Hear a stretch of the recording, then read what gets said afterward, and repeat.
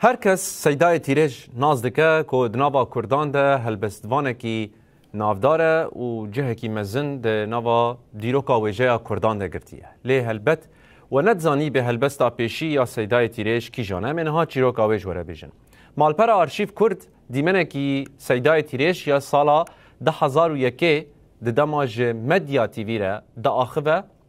بلاو کریه سیدای تیرش بخوا ده بیجه ام چون بیروته يعني من قوت أمي بتشن جم كاميران بدرخان هلبت اللي هفدو كرنا كو داخوازن خوا پیشکشی کامران بدرخان بکن اجار سیدای تیرش دنویسینه وان داخوازن خوا برنگ هلبسته یازدکه یعنی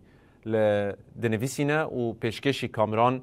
بدرخان دکه و افجی دبا یکم هلبستا سیدای تیرش بیروده اما هاتم قهوه مجوجل جامعه آنها میهرن جم کامیران انسان کی دکتر کی مزنه شش شهاده دکترا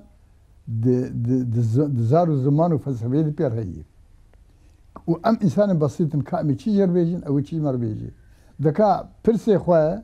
ام تیخن کاغد کی و ام شون ام البردینن اب اول دس بيكا من الشعر قوده مرابو كاغت كاني وبرسي خب شعر روبلك ما يان بيسان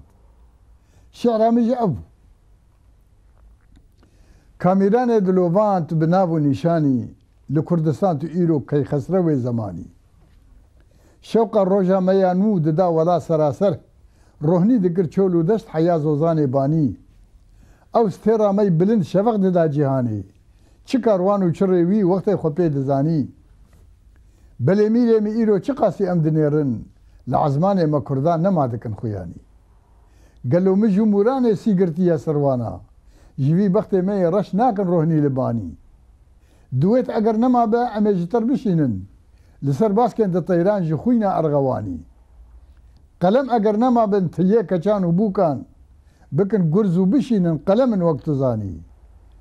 کاغذ اگر نما بن زند و بنده خاتونا امی بکن دیاری جبوتا قهرمانی ستیر و روژا خو ایرو وقت بلی ام دخوازن جو کلک و پنجره شوقی بدن هر خانی جو خوزان می بلند تیرش امید واره کو بده برسواوی بلی نبدل